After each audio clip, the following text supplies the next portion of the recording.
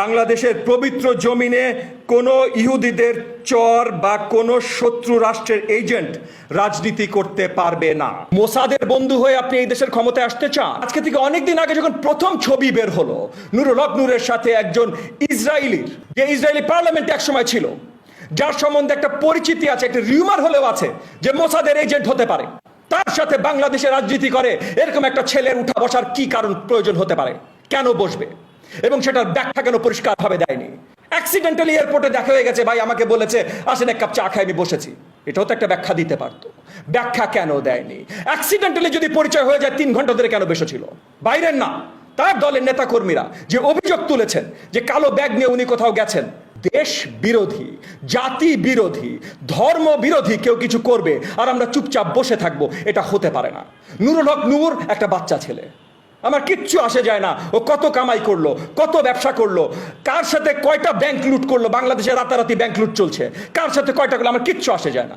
এই সরকারের প্রত্যেকটা মন্ত্রী করছে, তাদের সবার বিরুদ্ধে আমরা কথা বলেছি, রাস্তায় আছি যতখানি থাকতে পারি, পুলিশ প্রশাসন গোয়েন্দা বাহিনী এদের অত্যাচারের পর যতখানি আমরা থাকতে পারি আমরা আছি।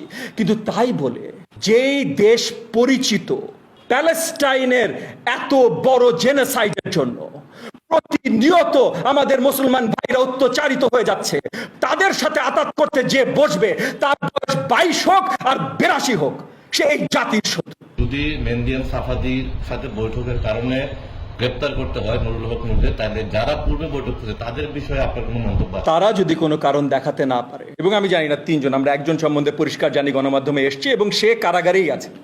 সো যে অন্য কারণে তাকে কারাগারে নেওয়া হয়েছে, কিন্তু কারাগারে আছে যে অলরেডি কারাগারে আছে, তাকে কারাগারে এই কারণে নেওয়ার জন্য আর বলার কোনো কারণ নেই, নাহলে এই কারণেও আমরা সরব হয়েই বলতাম। কিন্তু নুরুল হক নূর সে বাংলাদেশের রাজনীতির সাথে আছে, সে একটা দলের, যেই দলটা তরুণদের দল, যাদেরকে একসময়, আমি আবার পরিষ্কার করে বলছি, যাদেরকে আমরা সবাই পৃষ্ঠপোষকতা করেছি, তারা তরুণ, তারা যেন রাজনীতি সঠিকভাবে করতে পারে, তারা যেন পুলিশ প্রশাসনের অত্যাচারিত আরেকটু কম হয়, তাদের বেল দেয়া থেকে ওখানে সহযোগিতা, আমি বলিনি আমরা সবকিছু করে দিয়েছি, বাট ওই জায়গা থেকে সহযোগিতা থেকে শুরু করে এমন কোনো সহযোগিতা নেই, শুধু আমি না, শুধু আমার দল না, আরো অনেকে কন্টিনিউয়াসলি 2017 থেকে দেয়নি এবং দিতে চেষ্টা করেনি।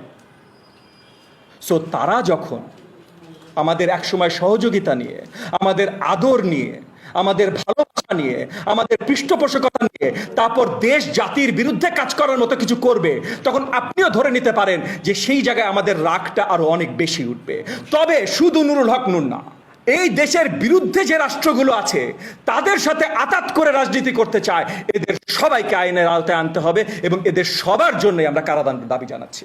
চলমান সরকার বিরোধী আন্দোলনকে ভিন্ন খাতে প্রবাহিত করতে নুরুল হক নূরের ইসরায়েলের সংযোগ বিষয়টি সরকার এখন পর্যন্ত উপেক্ষা করে গেলেও ইসলাম এবং মুসলমানদের পক্ষে সবসময় সরব থাকা এনডিএম চুপ করে বসে থাকতে পারে না।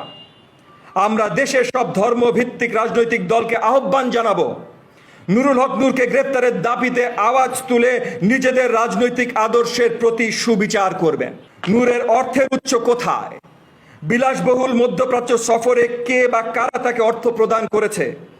এই উদ্দেশ্যে যদি ইসরায়েলের গোয়েন্দা সংস্থার সাথে বৈঠক, তাহলে নূর এবং তার সহযোগীরা সবাই দেশ এবং মুসলমানদের শত্রু। আমরা অবিলম্বে নুরুল হক নূরকে আইনের আওতায় এনে যথাযথ তদন্ত সাপেক্ষে প্রয়োজনীয় ব্যবস্থা নিতে স্বরাষ্ট্র মন্ত্রণালয়ের প্রতি আহ্বান জানাচ্ছি।